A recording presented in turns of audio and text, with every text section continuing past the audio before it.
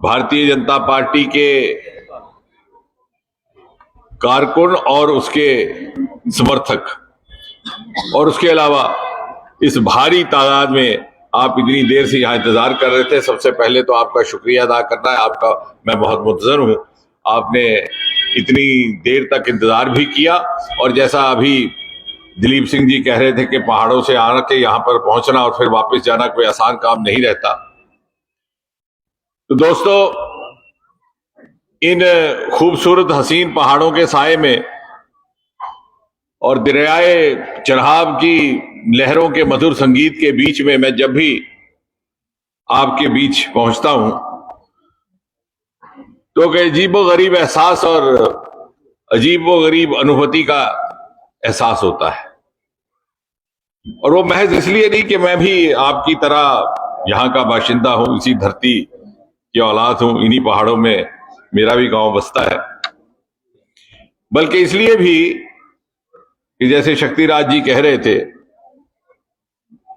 कि यहां पर बैठा हुआ हर शख्स, हर इंसान, चाहे वो हिंदू है कि मुसलमान है, बच्चा है कि बुजुर्ग है, औरत है कि मर्द है, उसके चेहरे पर एक ही पैगाम है और पैगाम है मोहब्बत का, वो पैगाम है इत्तेहाद का, वो पैगाम है एकता का, वो पैगाम है भाईचारे का।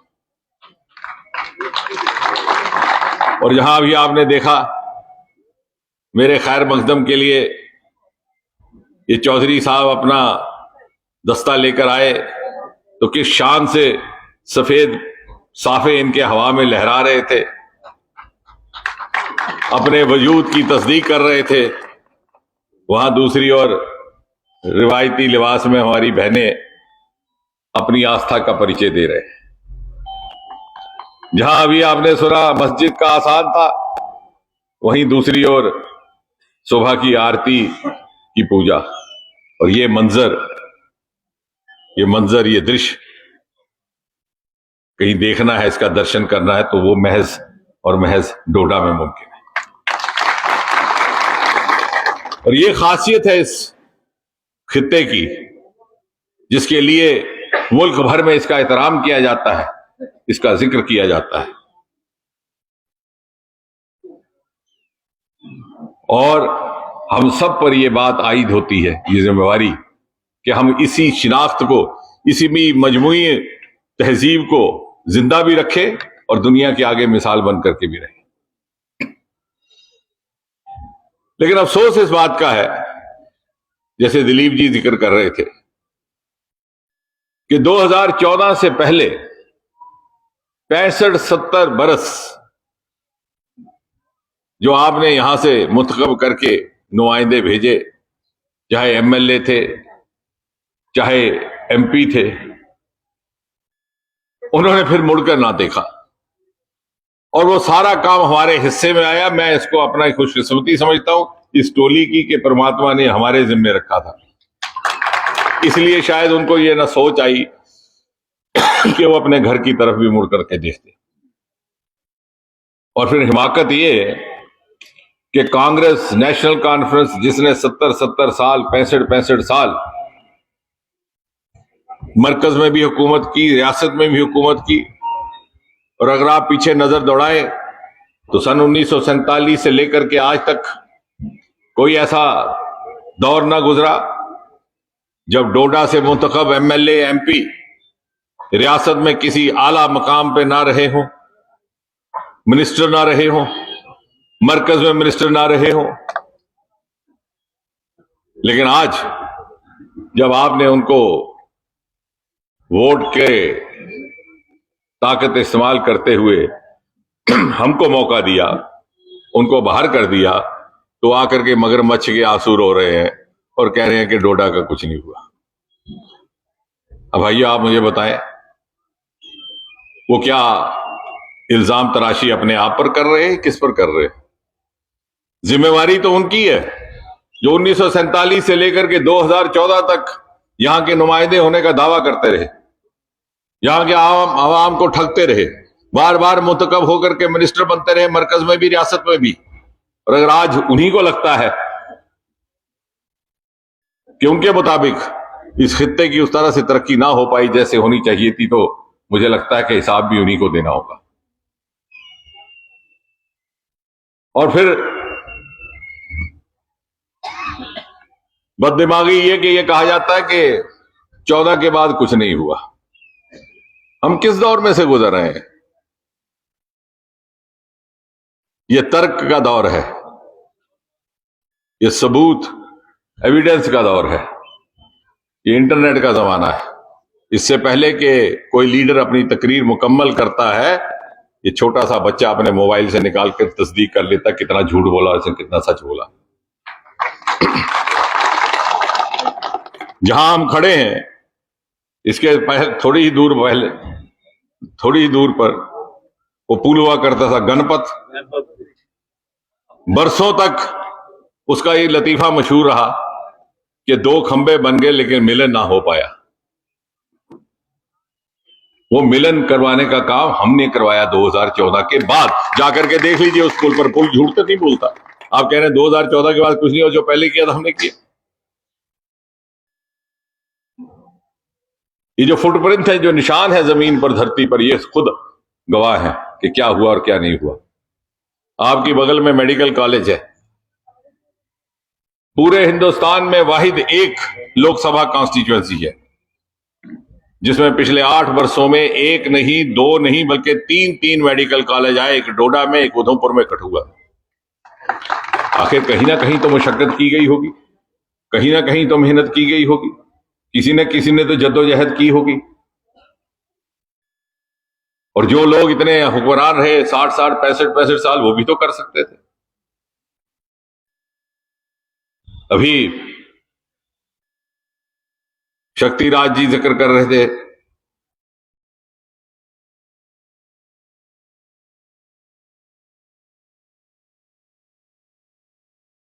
पांच पक्कल डुल्स 1000 मेगावाट, कीरू 625 मेगावाट, कवार 520 मेगावाट, वो किराई दूसरा वाला ना 930 किलोवाट। और इतना ही नहीं, ये सारे प्रोजेक्ट 2014 के बाद आए हैं। अगर यकीन ना हो तो वहां जाकर के जाइए, गाड़ी का इंतजाम हम कर देंगे। और यही नहीं, जो आपने रोके थे, ये रेटले का प्रोजेक्ट जो दिलीप सिंह बात कर रहे हैं, ये रुका हुआ था 2014 से पहले का। ये 850 किलोवाट का, मेगावाट का, इसको भी अभी शुरू करवाया गया। आपने झगड़ा बना करके रखा इस तरह का कि प्रोजेक्ट शुरू ना हो सके। ये जिद पर के साहब ये हमने बनाना है। हम कहते रहे जब हमारी सरकार नहीं थी, हम तब भी कहते थे कि साहब हमारे पास इतनी तौफीक नहीं है रियासती सरकार के पास कि वो बना सके, मरकज को बनाने दीजिए। लेकिन आपने एक जिद पकड़ ली क्योंकि आप चाहते नहीं थे कि इस खित्ते का भला हो। आज वो जॉइंट वेंचर के तहत बन रहा है। ना सिर्फ ये सारे प्रोजेक्ट 2014 के बाद शुरू किए गए, बल्कि जो आपने रोक करके रखे, चाहे वो गणपत का पुल था, चाहे रेटले, वो भी अभी शुरू हुए। हाईवे की बात की दिलीप जी ने, किसी ने कोई मांग तो नहीं की थी। आज के जमाने में मुंतखब नुमाइंदे का काम यह है कि वो खुद मुताला करे, अध्ययन करे, स्टडी करे, फिर निकाले कि इस खित्ते में क्या होना चाहिए और उसको लाए। आज खिलानी सुधमा देव का ये नेशनल हाईवे और बीच के जो छोटे छोटे गांव हम्बल, मरमत, कलोता, वो उससे जुड़ेंगे। कभी आपने तसव्वुर किया? आपको, हमको तो आदत हो गई थी पैदल चलने की। मेरा भी गांव उसी तरफ है। कई बुजुर्ग कूच कर गए धरती से बिना गाड़ी के दर्शन किए हुए। बस भी नीचे से होके जाती थी, मलौरी से, ऊपर बस भी नहीं थी जाती। आज वहां हाईवे बन रहा है। हाईवे क्यों ना बन सका 14 से पहले? मुझे यकीन है कोई तारीख साज, कोई इतिहासकार इसका जवाब देगा। ये कहना आसान है कि सब हम कर गए और इसके बाद कुछ नहीं हुआ। हम बात करेंगे तो सबूत के आधार पर करेंगे, सबूत की बिना पर करेंगे।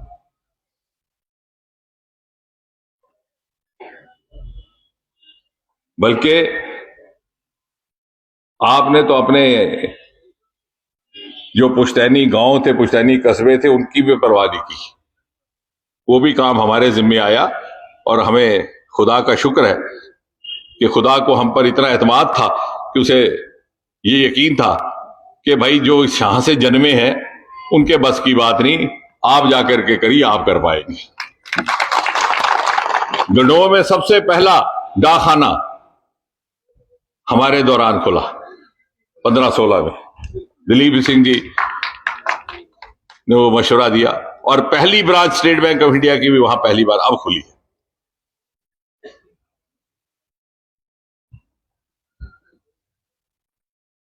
बड़ी ऊंची आवाज में बार बार कहा सकता है कि भद्रवास क्या है, छोटा कश्मीर है। तो फिर कहा जाता साहब ये कश्मीर की तर्ज पर इसका विकास नहीं हुआ। तो क्यों नहीं हुआ भाई? ये तो आप ही का भी तो कस्बा है, हम सबका है। पहली बार कौमी सतह का, राष्ट्रीय स्तर का नेशनल प्रोजेक्ट अगर आया है तो आज है। नेशनल प्रोजेक्ट है national institute of high altitude medicine. Hindustan का सबसे पहला पहाड़ी दवाइयां इजाद करनी, उसकी रिसर्च करनी, उसका मुताला, उसका शोध करना, वो प्रोजेक्ट वहां बन रहा है। जल्दी जब मुकम्मल होकर तैयार होगा तो मुल्क भर से वहां पर लोग आएंगे, कुछ पढ़ाई की खातिर तालिब इल्म बन करके, कुछ रोजगार की खातिर। इसके अलावा अरोमा मिशन, जिसका जिक्र आज दुनिया भर में किया जा रहा है। अब तो अखबारों में भी बड़े बड़े उसके मजमून आने शुरू हुए। पहले शायद मीडिया को उस तरफ तवज्जो कम थी। पर्पल रेवोल्यूशन जिसे कहे जाता है, बैंगनी क्रांति, उसका जन्म भी भद्रवाह से हुआ। लेवेंडर कल्टीवेशन, पिछले दिनों अप्रैल के महीने में हिंदुस्तान का पहला लेवेंडर फेस्टिवल 2 दिन का भद्रवाह में लगा। ये पहले भी तो हो सकता था। आबोहवा वही है, धरती वही है, उसकी मट्टी वही है, जिसमें से इस तरह की खेती हो सकती। तो क्यों नहीं किस तरह किया गया? आज उस लेवेंडर के कामकाज में जो बच्चे जुड़ गए हैं, लाखों कमा रहे हैं। और आज उनके वेबिनार करा करके मुल्क भर में दूसरे लोगों को बताया जा रहा है कि ये साहब ये स्टार्टअप है, ये एग्री स्टार्टअप है लेवेंडर के माध्यम से। यही भद्रवाह, यही डोडा, यही आबोहवा, इसमें तो कोई नई तकनीक की जरूरत नहीं थी। लेकिन एक अहद के साथ, एक लगन के साथ, एक चैलेंज, एक चुनौती के साथ ये बेड़ा उठाया है इस टोली ने। इसलिए 7-8 साल मैं बार बार इसलिए बात कह रहा हूं कि अक्सर हमें भूलने की आदत रहती है और फिर बहुत सारे लोग इस कोशिश में रहते हैं कि हम जल्दी भूलें। लेकिन हम सब भी सियासत में, हम भूलने नहीं देंगे। हम अपने काम जो किए वो भी बार बार याद करवाएंगे आपको, और जो उन्हें नहीं किए वो भी याद करवाएंगे। छतरगला की इन्होंने बात की। ये पहाड़ आज तो नहीं बसा, मेरे और शक्ति के और दिलीप की पैदाइश से पहले का होगा मेरा ख्याल। लेकिन पहली बार इतनी मेहनत के साथ 4 साल लग गए छतरगला के लिए एक टनल की सुरंग की मंजूरी हासिल करने के लिए। सबसे पहले दिलीप ने उसकी बात उठाई थी आज से 5-6 साल पहले। फिर शक्ति राज जी से बार बार मशवरा होता रहा। नेशनल हाईवे अथॉरिटी कहने लगी कि साहब हम सड़क बना देंगे, टनल बनाने की हमारे पास तौफीक नहीं है, आप बीआरओ को दीजिए। बीआरओ को दिया, उन्होंने कहा साहब ठीक है हम बना तो देंगे, पैसा कहां से आएगा, पैसा आप दीजिए। तो फिर वो रुका रहा। आज इतनी जद्दोजहद के बाद उसको भारतमाला स्कीम में शामिल किया गया। जब उसका काम शुरू होगा 5-6 साल के बाद, लखनपुर से बन्नी बसोली होते हुए डोडा एक रास्ता बनेगा। 3 घंटे में आप यहां से पठानकोट पहुंचेंगे, लखनपुर। आने वाली पीढ़ी की काया पलट जाएगी। ये सारे काम आपके सामने, इसमें देखने की जरूरत नहीं, कहने की जरूरत नहीं है। लेकिन हमने सिर्फ यही नहीं किया। मोदी जी की क़यादत, उनकी रहनुमाई में, उनकी टीम, उनकी टोली के एक मेंबर होने के नाते हमने एक नई तहजीब भी लाने का एक प्रयास किया है, कोशिश की है। हमने ये नहीं सोचा कि कहां से वोट मिला था, कहां से नहीं मिला था, क्योंकि मोदी जी ने हमें सिखाया कि जिस चीज की जहां जरूरत है, जिस चीज की जहां कमी रह गई है, वहां उसकी भरपाई की जाए। जो खित्ता दूसरे खित्तों की निस्बतन पीछे रह गया, उसको बराबर उस सतह पर लाकर खड़ा किया। और ये मोदी जी थे, वजीर आजम बनने के 6 महीने के अंदर फिर भी शायद हमें याद ना हो, लेकिन हम याद करवाते रहेंगे। मई 26, 2014 को उन्होंने हल्फ लिया बताओ वजीर आजम, और दिसंबर महीने में वो डोडा अर्सवाइल पहुंचे और बहुत बड़ा जलसे का खिताब उन्होंने किश्तवाड़ में किया। क्यों नहीं आज तक कोई कांग्रेस का यहां वजीर आजम आया? आपने देखा कोई वजीर आजम? पूछिए जरा आगे जाकर के, भैया आपने किसी प्रधानमंत्री के दर्शन किए? यहां कोई पीएम आया? किश्तवाड़ के लोगों से पूछिए कोई आया आज तक? आजादी के बाद 70 साल ये मोदी जी थे, और सिक्योरिटी को लांग करके लोगों के साथ हाथ मिलाया। लेकिन निजाम बदला, एक फिजा बदली है, एक नई तहजीब, एक नया पॉलिटिकल कल्चर लाने की कोशिश की गई है।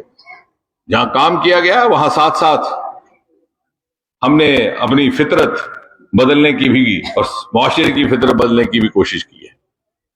डिग्री कॉलेजेस की बात कर रहे थे, अगर कास्तीगढ़ में डिग्री कॉलेज मंजूर हुआ तो बैक वक्त साथ ही साथ मरम्मत में भी हुआ। आप घर जाके सोचिए कहां से किसको वोट मिलता है। ये नहीं सोचा कि साहब वहां से वोट मिलता है तो वहां कर दीजिए, वहां से नहीं मिलता ना करिए, इसको सबक सिखाइए। ये हमने आवाम पर छोड़ दिया। आज बच्चों का जमाना है, 70% से ज्यादा आबादी इस मुल्क में 40 साल के कम उम्र के लोगों की है। वो तो अपने बाप के कहने पर भी वोट नहीं डालते। वो जमाना चलता रहा हमारा कि हम जब नौजवान वर्कर से कहा जाता सुबह जाओ पार्क में, किसी बुजुर्ग के घुटने को हाथ लगाओ, कहो जाके घर में बता रहा वोट डालेगा। आजकल तो वो जमाना ही नहीं रहा। वो जाके बच्चे को कहता है, बच्चा कहता है यार बापू तुझे क्या पता, ये तो बड़ा दुष्ट आदमी है जिसके लिए तू कह रहा है। उस जमाने में की वोटर होता था, बुजुर्ग की वोटर होता था, हेडमास्टर आजकल की वोटर है ये नौजवान। जो मैंने कहा मेरी स्पीच मुकम्मल होने से पहले शिनाख्त कर लेता कितना सच है कितना झूठ है। और अभी वो गूगल पे आप दबा सकते हैं, फोटो निकाल सकते हैं। खिलैनी का टनल बन चुका, दिन रात काम चल रहा है। फोटो निकाल सकते हैं लेवेंडर की कल्टीवेशन के खेत भद्रवाह में, कहीं दूर जाने की जरूरत नहीं। और इसलिए हमने आवाम पर छोड़ दिया, इन बच्चों पर छोड़ दिया। आप फैसला करें किस तरह की हुकूमत चाहिए, किस तरह का निजाम चाहिए, किस तरह की क्यादत चाहिए, किस तरह की लीडरशिप चाहिए। हमने वो भी जमाना देखा है। यहां से आपने 3-3, 4-4 बार एमपी मुंतखब किए आजादी के बाद। वो 2 जलसे करते थे, एक कठुआ कस्बा में, एक उधमपुर।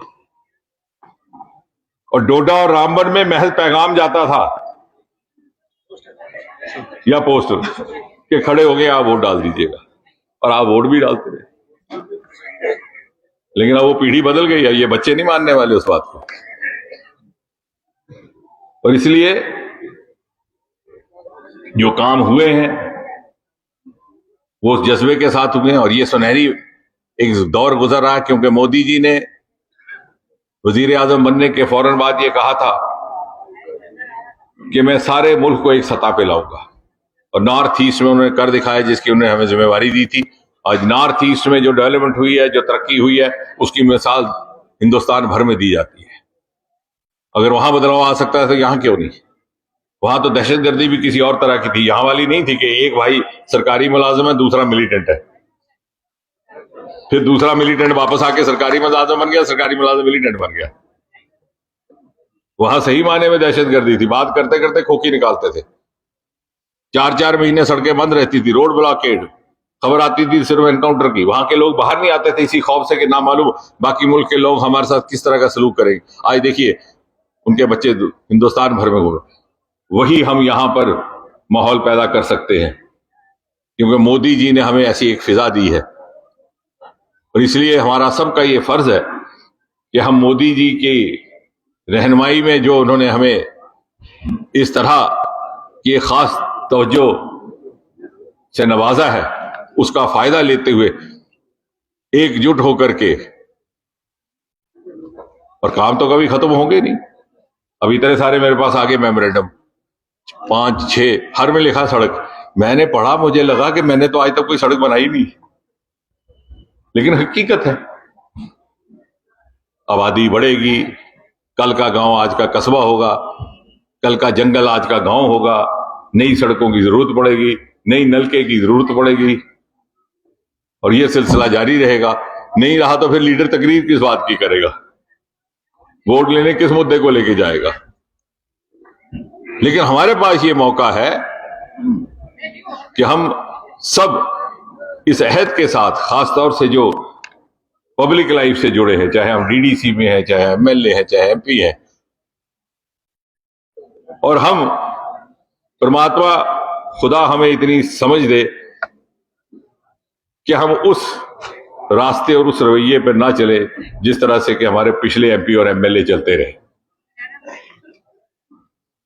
जिन्होंने शायद कभी अपने कुंबे से बाहर नहीं देखा, कुंबे से बाहर देखा तो बिरादरी से बाहर नहीं देखा, बिरादरी से बाहर देखा तो मजहब से बाहर नहीं देखा। हम सब तक पहुंचेंगे, पहले भी पहुंचते रहे हैं, और ये जनता पर होगा कि वो किसे पसंद करती है।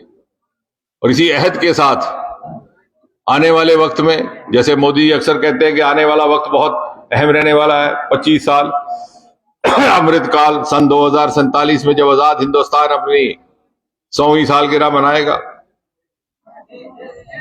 और हिंदुस्तान दुनिया की पहली कतार में खड़ा होगा, तो ये वो इलाका है जड़ी बूटी से मालामाल, लेवेंडर से मालामाल, पहाड़ी सरमायों से मालामाल, जो अपना रोल अदा करके उस 2047 के हिंदुस्तान को उस मकाम तक पहुंचाने में अपनी भूमिका भी निभाए और कह भी सके कि आज अगर हिंदुस्तान दुनिया का नूर है और जम्मू कश्मीर हिंदुस्तान का नूर है, तो उसमें ये डोडे का खित्ता भी अपनी जगह मकाम है। इस नूर का कहीं ना कहीं, इस नूर में रंग भरने का काम इस खित्ते ने भी किया है। उस सोच के साथ, उस कल्पना के साथ और उस अहद के साथ हम अपने आप को वक्फ करें, समर्पित करें। परमात्मा हमें इतनी तौफीक दे, ताकत दे, समझ दे, और आप हमें अपना आशीर्वाद दे। यही बात कह करके एक बार फिर से बहुत बहुत शुक्रिया।